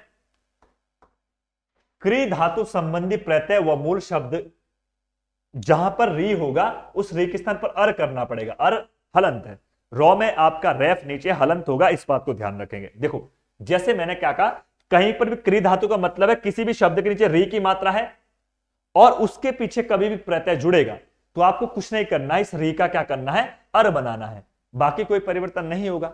अब देखो अगर यहां पर ध्यान देंगे, आपने क्या कहा, इस री का मेरे को अर करना है, तो देखो मो में से क्या है, मो हलन करके यहां पे री है, तो री का अर कर दिया, तो अर कर दो, इसका अर हो गया हलन, और पीछे क्या बच गया आपका, ये अन के रूप में प्रत्यय है। अब आपने नियम पढ़ा था, एक नियम अगर मैंने पहले कहा था क्या, अगर किसी भी शब्द में अगर 9 से पहले री, र और शो है, देखो नौ से पहले री भी आ गया या नौ से पहले क्या रॉ आ गया, तो आपको नौ का अणो करना है, इसका मतलब नौ का अणो हो जाएगा लास्ट में। अब देखो मौ आधा तो मौ में ये और जुड़ा तो मौ पूरा हो गया, रॉ आधा तो रॉ में ये और जुड़ा तो रॉ भी पूरा हो गया। नौ से पहले री है तो रणो हो गया, तो क्या होगा मरण, तो मृ प्लस अन्न का क्या होगा मरण हो जाएगा। वैसे दूसरा एग्जांपल है क्री प्लस ता, तो कर्ता बनेगा, क्या बनेगा कर्ता, इसको ध्यान रखेंगे। दूसरा क्या बनेगा कर्ता। अब कर्ता कैसे बनेगा, क्री कर्ता, कर्ता बनेगा क्री प्लस अक, कारक बनेगा, करक नहीं बनेगा। ये करक होना चाहिए था वैसे, लेकिन करक कोई मूल शब्द नहीं, इसलिए हम इसको क्या वृद्धि करके खुद से क्या करेंगे आगमन करेंगे इसका आ का, तो ये कारक हो जाएगा, तो ये कारक हो जाना चाहिए। क्री प्लस तव कर्तव्य, तो ये कर्तव्य बनेगा, इसका कर्तव्य हो जाएगा। अब देखो इसके बाद तो और एग्जाम्पल आगे आसान है, चाचा प्लस एरा, तो आ हटाया ए जुड़ा तो चचेरा बनेगा, है ना। जैसे देखो एक एग्जाम्पल मैं एरा वाला कर देता हूं, बाकी आप चीजों को आ जाना चाहिए। देखो एग्जाम्पल यहां पर देखो, देखो चाचा, चा और चा हलंत किया तो आ है लास्ट है और इस वक्त एरा है। और मैंने आपको कहा था कि जब आपको प्रत्यय जुड़ेंगे तो अंतिम स्वर का क्या करना है लोप करना है, तो अंतिम स्वर को हटा देंगे, बाकी एज इट इज है। तो चा चौ के बाद देखो स्वर नहीं है तो आपका सीधा आई स्वर है, तो आई लगा दो, ए सॉरी ए है ना, तो पीछे ए है, तो क्या बनेगा चचेरा। तो चाचा प्लस एरा चाचेरा नहीं बनेगा, बल्कि शुद्ध क्या होता है चचेरा होता है, तो चाचेरा को भी आ को हटाकर चचेरा कर देंगे तो चचेरा हो जाएगा। चाचा की जो संतान है उसको चचेरा कहा जाएगा। और ये एग्जाम्पल पूछता है एक प्रश्न, इसमें ऐसे पूछता है कि चाचा क्या है संज्ञा है, कौन संज्ञा है जातिवाचक है, ये भी चाचा वो भी चाचा वो भी चाचा फलाना चाचा, हम ठेले वाले को भी चाचा कहते हैं, चाय वाले को भी चाचा कहते हैं, बल वाले को भी चाचा कहते हैं, पड़ोसी को भी चाचा कहते हैं। यानी कि चाचा एक जाति हो गई, सबको चाचा कहा जाता है, जो अपने चाचा के उम्र के समान होंगे या पिता से थोड़े छोटे हैं उनको चाचा कहा जाएगा। लेकिन मैं चचेरा अगर कह दूं तब ये क्या संज्ञा है, नहीं, तब इसका हम क्या कहेंगे, इसका नाम है विशेषण। क्यों है विशेषण, तो ध्यान रखेंगे, यानी कि चचेरा का मतलब होता है कि ऐसा व्यक्ति जो चाचा के कहीं ना कहीं संबंध रखता है, चचेरा भाई कहते हैं। अब चचेरा भाई का मतलब ये तो नहीं है कि ठेली वाले का जो बेटा वो चचेरा भाई हमारा, नहीं, जो चाचा की संतान है उसी को चचेरा कहा जाएगा। यानी कि उस व्यक्ति की विशेषता है कि वो चाचा का पुत्र है, चाचा के अलावा किसी का पुत्र हो ही नहीं सकता है, इसका मतलब विशेषण हो जाएगा। वो ऐसे तमाम शब्द है, जैसे ककेरा, ककेरा बनेगा, काका प्लस एरा ककेरा, वो भी क्या विशेषण बनेगा, है ना। दादा प्लस एरा तो ददेरा, या मामा प्लस एरा ममेरा, या ठाट प्लस एरा ठठेरा, ऐसे एग्जाम्पल देखो, ठाट प्लस एरा ठठेरा हो जाएगा, मामा प्लस ममेरा, मामा क्या है जातीय संज्ञा है, ममेरा क्या हो जाएगा विशेषण हो जाएगा। नेक्स्ट देखो अगला क्या है, फुफेरा, तो फूफा प्लस एरा फुफेरा हो जाएगा विशेषण हो गया। बसेरा बसना बसेरा हो जाएगा, बसना बसेरा। लूट लुटेरा हो जाएगा, काम कमेरा हो जाएगा, सांप प्लस एरा सपेरा हो जाएगा, है ना। लेकिन एक एग्जाम्पल यहां पर नोट लिखा है, अब इसको समझो। सवेरा, सवेरा शब्द एक ऐसा है, सवेरा में एरा प्रत्यय नहीं होगा और एग्जाम में बार बार यही पूछता है। अगर आपको याद होगा एग्जाम्पल कैसे देता हो, वो देता है, देखो क्या देता है, चचेरा देता है, चचेरा, एक देता बसेरा, बसेरा, और एक देगा कमेरा, और एक देगा सवेरा, और पूछेगा कि निम्न में से ऐसा कौन सा उदाहरण है जहां पर एरा प्रत्यय का प्रयोग नहीं हो रखा है। यानी कि इसका मतलब यह है कि अगर आप एग्जाम्पल को देखो, लास्ट में रा सब में है, उससे ठीक पहले सब में ए की मात्रा है, तो बच्चा खराब दिमाग खराब के कौन सा गलत करें, तो हम अधिकतर क्या करते हैं, कमेरा को गलत करते हैं। कमेरा तो कुछ होता ही नहीं, हम ये करते हैं, लेकिन कमेरा शुद्ध है, काम प्लस एरा है। लेकिन अगर आप ध्यान रखेंगे सवेरा शब्द में कोई भी प्रत्यय नहीं है, इसका मतलब सवेरा में अगर हम सब करेंगे, सब प्लस एरा, ऐसे अगर आप करोगे तो सब प्लस एरा कोई मूल शब्द है ही नहीं सब, तो आपको पता होना चाहिए प्रत्यय से ठीक पहले कोई मूल शब्द होना चाहिए, तो ये मूल शब्द है ही नहीं, इसका मतलब इसका विग्रह नहीं कर सकते। सवेरा अपने आप में खुद में मूल शब्द है, इसके टुकड़े किए जा नहीं सकते हैं, इसलिए हम कहेंगे कि इसका टुकड़ा करना गलत हो जाएगा। इसलिए मैंने नोट में लिखा है कि सवेरा में एरा प्रत्यय नहीं होगा, बल्कि सवेरा में कोई भी प्रत्यय नहीं है, क्योंकि सवेरा खुद में क्या है, अपने आप में एक प्रत्यय ना होकर एक मूल शब्द है, इस बात को ध्यान रखेंगे। ठीक हो गया। अब नेक्स्ट देखो, अगला अगला देख लेते जरा क्या है इसका नेक्स्ट एग्जाम्पल आपका, सोना, सोना प्लस आर है सुनार, सुनार बनेगा। देखो ओ का ऊ करेंगे तो सुनार बनेगा, लोहा प्लस आर लोहार हो जाएगा, बूढ़ा प्लस आपा बुढ़ापा। अब देखो बुढ़ापा जो शब्द है वो बूढ़ा क्या था, संज्ञा थी, जातीय संज्ञा है, लेकिन बुढ़ापा क्या होगा, भाववाचक संज्ञा हो जाएगी। तो बूढ़ा संज्ञा है, कौन संज्ञा है, जातिवाचक, बुढ़ापा क्या होगा, बुढ़ापा क्या हो जाएगा, भाववाचक संज्ञा हो जाएगा। मीठा प्लस आस, मीठा विशेषता है, और मिठास जब कहेंगे तो मिठास हमारे मन में भाव है तो भाव हो जाएगा।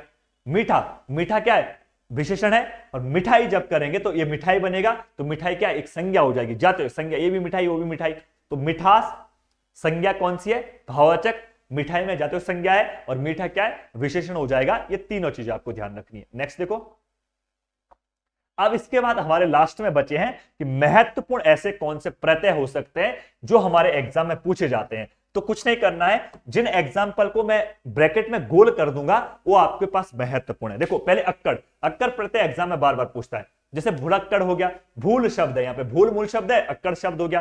पी, पीना मूल शब्द है, पियक्कड़ हो गया पीने वाला, कुदक्कड़ कूदने वाला, तो ये सारे शब्द आपको ध्यान रखने हैं। दूसरा लौ प्रत्यय है, वत्स, वस्त्र मूल शब्द है, लौ प्रत्यय के रूप में प्रयोग है। शीत मतलब ठंडा, लौ प्रत्यय है, शीतल हो गया। श्याम मतलब काला, लौ प्रत्यय हो गया। मांसल, मास प्लस लौ मांसल, मंजू प्लस लौ मंजूल, यानी कि सारे के सारे प्रत्यय के रूप में ध्यान रखने। तो आप इन एग्जाम्पल को एज इट इज याद करते रहिए, ठीक है। बहुत एग्जाम्पल नहीं है, मैंने गिने चुने याद करने के लिए आपको कहा। महत्वपूर्ण मतलब है इंपॉर्टेंट, जो आपके एग्जाम के काम के। बहुत प्रत्यय होते लेकिन मैंने गिने चुने ही कर रखे ना। अगला देखो त्रौ, एक प्लस त्रौ एकत्र हो गया, सर्व मूल शब्द त्रौ हो गया, अन्य मूल शब्द त्रौ हो गया, अन्यत्र हो गया।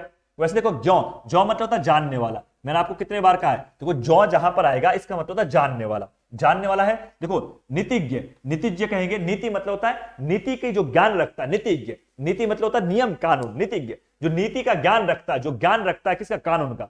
विशेषज्ञ, विशेष जानकारी रखता है, यानी कि जब डिबेट पढ़ते हो तुम तो कहते हैं राजनीतिक विशेषज्ञ है, ये वाला विशेषज्ञ जो राजनीति के बारे में बहुत अधिक जानता है, राजनीतिज्ञ कहा जाता है ना। सर्वज्ञ, सर्वज्ञ आप वाक्यांश में एक अर्थ पढ़ते, सर मतलब सबका, यज्ञ मतलब जानता है, जो सब कुछ जान लेता है उसे सर्वज्ञ कहा जाएगा। अगला देखो बहुज, बहुज्ञ ना, बहुज्ञ है जो बहुत कुछ जानता है। और ये देखो मर्मज्ञ, जो मर्म को जान जाए, मर्म मतलब होता है दुखती नस पर हाथ रखने वाला, मर्मज्ञ बड़ा मर्म को जानता है। मर्म मतलब होता है समस्या, यानी कि जैसे मेरे को क्या पेट दर्द हो गया, हम कहते हैं भाई साहब तेने तो मेरा मर्म पहचान लिया, मतलब मेरी समस्या प्रॉब्लम को जानने वाला मर्मज्ञ। तो मर्म प्लस क्या, मर्मज्ञ ना, ऐसे।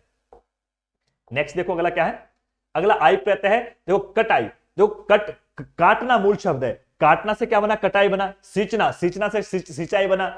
यहां पे देखो कमाई, कमाना से कमाई बना। लड़ाई से लड़ना, लड़ना लड़ धातु है। अगर आप यहां ध्यान देंगे यहां पे सब में धातु है, देखो कट धातु है, काटना क्रिया होगी, कटाई हो गई, सिंचाई हो गई, कमाना हो गया, लड़ाई हो गई, चिकना हो गया, पढ़ाई हो गई, पढ़ना हो गया, ये सारे क्या आई प्रत्यय से बने हुए। अगला देखो आड़ी, लिखाड़ी, खिलाड़ी, खिल, खिलना शब्द है ना, खेलना से खिलाड़ी बना, खिलाड़ी से खिलाड़ी बना, तो आड़ी प्रत्यय खिल।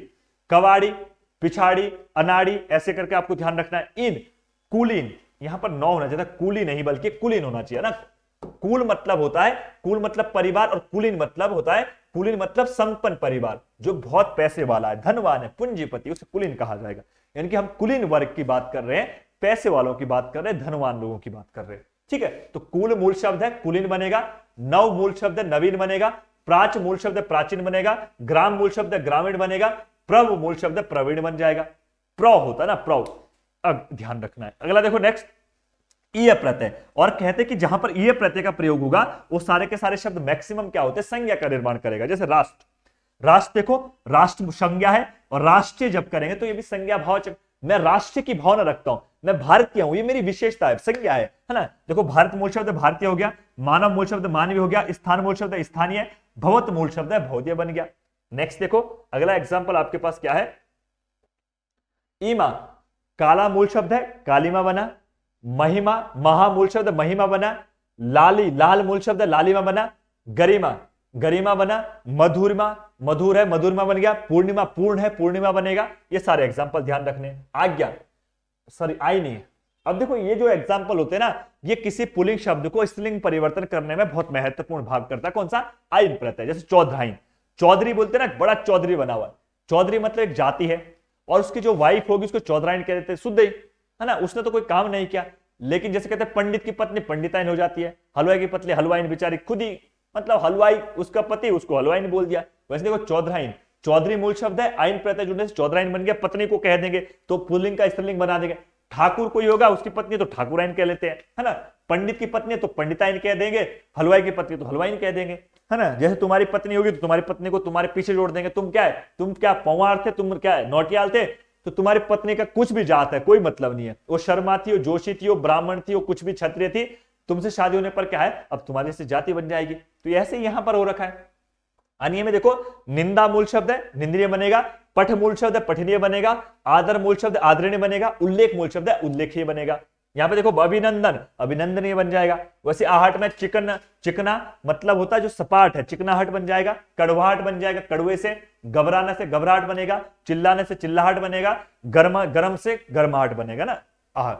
अगला देखो आवट से मिलना, मिलना क्या है, एक मिलना संज्ञा की क्रिया है, मिलना से मिलावट मिल शब्द है। सजाना सजावट बनेगा, दिखावट दिखना से दिखावट बनेगा, बनना से बनावट, रुकना से रुकावट बन गया, तो आवट प्रत्यय है। वैसे देखो आनी, चौधराइनी, नौकराइनी, जेठानी, देवरानी, जेठानी, ये सारे शब्द बन रहे हैं। आई नैन प्रत्यय है, आगे मूल शब्द है।